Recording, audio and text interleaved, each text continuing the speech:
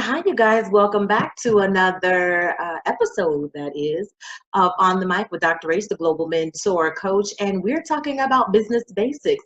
This podcast is about all things business because when you're in business, you want to make sure what you present is a visual representation of your business, its brand, and your standards. Today, we're going to learn from CVS. That's right. If you don't know, CVS is closing 46 stores. 46 stores. This has been coming for quite some time over the years. I'm not sure if you've been following it, but CVS has really been having some struggles, some financial struggles. And they did some things a while back, a couple years back, to try to, kind of regain their footing. They did some merging, did some things on an international scale that they thought was going to really be able to help them out. But the cuts only represent about 1%. They have about 9,600 pharmacy stores nationwide. They are inside some Target stores. So they have some partnership things going on, but it's just,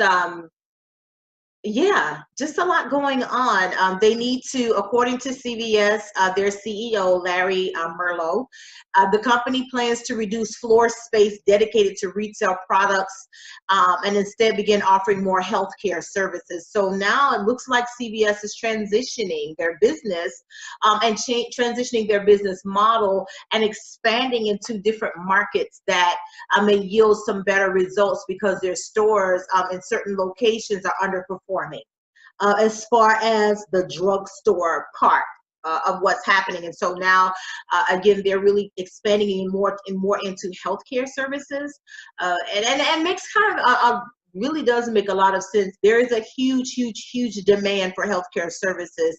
And if there's something that they can do to be able to address the needs of the market, that's what they're doing. They're trying to really get a footing on this trend and really get ahead of it.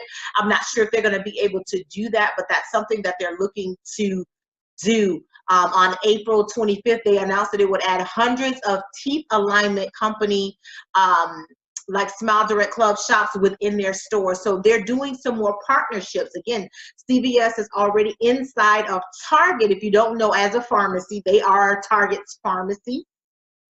And so that's one healthcare avenue that they're doing. And so now they're adding Smile Direct Club inside of their brick and mortar standalone stores. So while they're closing their underperforming stores, they're adding a different component to where they're transitioning and trying to really expand their model and some of the things that they're doing.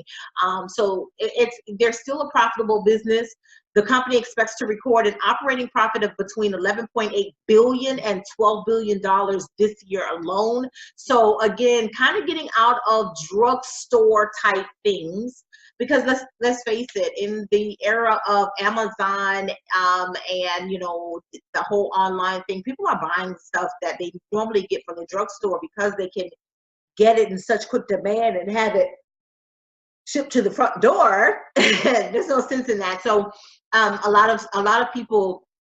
The only thing really people are going to drugstores for now, a lot of times, is our prescriptions. So again, that healthcare avenue, I know my local Walgreens, they're really much into the healthcare initiatives of the community, trying to meet the needs of the community. They do health screenings. They are constantly having regular things. If you go to the Walmart neighborhood store, they're constantly having some type of health screening, health event going on. So this is a trend that's happening in healthcare from what I'm seeing as it relates to, these pharmacies, drugstores, that kind of thing. So they're focusing more on those avenues. I find it interesting as well that not only is CVS closing stores, but they're closing the stores and turning the corner, kind of like what we talked about the other week when Bed Bath & Beyond was saying they were closing some of their stores. Why? Because it was a real estate issue. And so to make more sense, because they can't negotiate better rents with these landlords, they're closing in some locations, but they're also opening in other locations. And so what you're seeing CVS do is really expand and broaden their horizons. They've turned the corner, done some things to remain solvent, and now they're really gaining some traction and footing as it relates to health care. This is how you pay attention to your market. This is how you really address the needs of the market, because this will be able to really help people in the community and bring things that people in the community need that they otherwise may not be able to, get. And make it affordable, give people access to certain things, especially in underserved areas. And some CVSs are in underserved areas. You may not think that they are, but they are, and they do some really good things there. Same again as Walgreens. And so this is really interesting. I'm really happy to see that this is happening. It's not like Payless, where they're totally closing everything just because they weren't able to stay true and loyal to what their original plan was, which was for customers to pay less. You just stop paying less at Payless.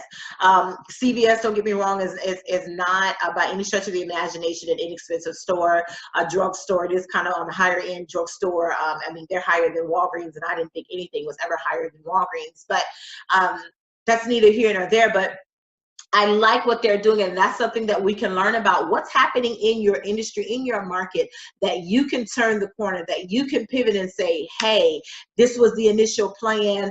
We're seeing where this is going, but we need to go in this direction. We still have this available. Again, the original idea, they're not getting rid of total drugstore, but they're turning the corner a little bit and focusing on health care services, another arm, another leg of the business that can really drive revenue and really sustain the business for long term. And again, they'll probably go down the road and do what? Change and turn again. If you don't remember CVS, Rite Aid, let me help you. Rite Aid. CVS, Rite Aid, think about it. And so they've made some really smart business decisions over the years, being strategic between partnerships, buying out other businesses. That's what you want to do. You don't want to go the way of again, Payless or even Victoria's Secrets. If you don't know, Victoria's Secret is closing stores. Just having some challenges there. Again, Toys R Us, Kmart, Sears, all of the Sears in South Florida is gone. Brookstone, some of these things, you just have a couple of things happening just because you're seeing a lot of these stores. Again, there's only a few Kmart still around because it has to do with you properly managing your businesses and paying attention to what's happening in the industry and what do you need to do to turn the corner. Is it time for you to pivot? Think about even Mattress Firm stores, they were closing. Again, I don't even think there are any Brookstones left in any of the malls. If there are, they're very few and far in between. H. Gregg Electronics. I mean, just think about it. I mean, it's been really rough. It's been really rough over the years for quite a few. A lot of it has to do with, again, our real estate. We don't think of it in terms of that, but real estate can and will affect retailers, especially being able to keep their doors open, because if they cannot pay the rent, bye. In the case of Payless, it wasn't about that. It was you just stop paying less at Payless. They just bad business decisions. The same thing with Sears and Kmart, just bad business decisions. Specifically, Sears got away from the original model, and when you get away from that, customer loyalty, bam, went out the window.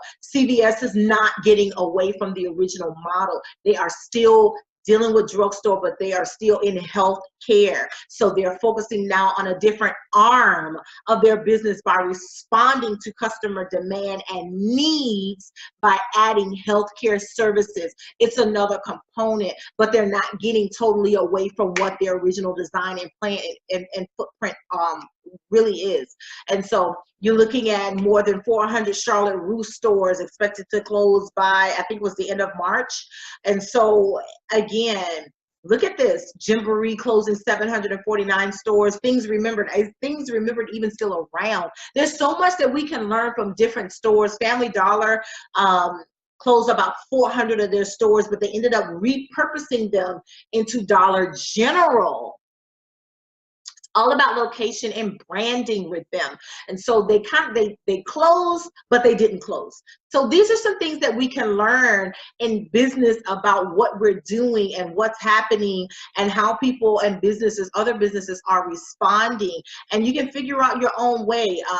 You know, there's so many others, the Gap, GNC, Lifeway Christian bookstores, resources, Foot Lockers. They not only close stores in the United States, they close stores outside of the universe.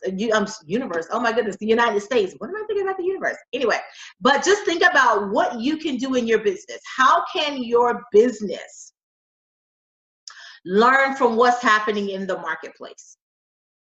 I don't think people ever expected Victoria's Secret to be closing stores, but 53 of them are closing. JCPenney is closing 27 stores, but they got back on track, and I think that JCPenney is going to be able to get some traction going by getting back on track. Macy's is still closing stores. Elf Beauty, I think they just kind of went wrong trying to go brick and mortar. They just should have stayed completely online. That's just my thoughts about that. They just tried too hard. They should have just did some pop-up shops, been happy with the pop-up shops, and just having their products in other stores and doing the partnerships rather than trying to come up with their own brick and mortar. But hey, people do what they want to do. But I think they're learning as well. Henry Bendel, you know, just a lot of different things are happening with different businesses. But don't just see a store closing and think, oh, automatically there's an epic fail on the business part, or that the business itself is shutting down. It's not. What we've been seeing over the past couple of weeks and the past couple episodes that I've been doing is how these businesses are making strategic decisions that are going to help them stay open long term. If you have a contract, your lease is coming up, and at the end of the day, those lease terms are not favorable for you, you've got to move on. And that's okay. If you need to turn the corner and lighten your load and partner with someone else, do what you have to do, because you have to look about the long. This is about looking at long-term sustainability in your business. And that's what we're learning from CVS. That's what we learned from Bed Bath & Beyond. We've also learned from Payless what not to do. You cannot abandon your customers and the loyalty. Are you listening and paying attention to what your customers are demanding? What are the needs of the people in your community, and how can you address it? And that's what CVS is doing. They're closing 46 stores. You think 46 stores is a lot? Absolutely not, because they have a presence they have a wide presence. And so they're being strategic and focusing and realigning, and that's what you should be doing regularly in your business. So that's a little something there that we can learn from CVS today. They've been making some big money moves over the years. You know, there was a tipping point at one point, but it looks like they just keep going up, up, up, because they are properly responding to the market and the demands, and they see the need and they're going after it. It's really smart that they're doing this. It's really smart that they're going in the direction of, hey, we are about to focus on healthcare services. We're not getting away totally from drugstore, because there are still going to be people who need it. They're going to want it. It's still there, but it's not on the grand scale that it used to be, because we understand that there is a need for healthcare services right here in the community to give people access to it. So this is really good. I hope you guys are learning something really valuable from it. Let's keep our eyes on what they're doing, because this is a really good company to kind of follow, to see how to follow trends and what you should be doing to understand the market, understand trends, and be able to be ahead of the trend and the next set of trends, so that you can kind of control what happens. And that's smart businesses. That's why they're about to hit, what, $12 billion to the bottom line this year alone. That's a lot of money. I don't know about you, but man, 12 billion, not million, not $12 billion. Okay, CVS is expected to hit $12 billion in operating profit in 2019. Good stuff. So thanks for tuning in to another episode of Business Basics. You're on the mic with Dr. Race, the Global Mentor Coach. If you like this podcast, make sure you share it. Go out there and share it some more. You can listen to it on Spotify. We're on Google Podcasts, also on Apple Podcasts. So look for me on the mic with Dr. Race, the Global Mentor Coach. And yeah, hopefully you like it. If you have some things that you want me to talk about on this podcast, feel free to reach out to me. Email me at info@globalmentorcoach.com. Thanks for tuning in. Have a fantastic day, and remember to spread lots of love and light.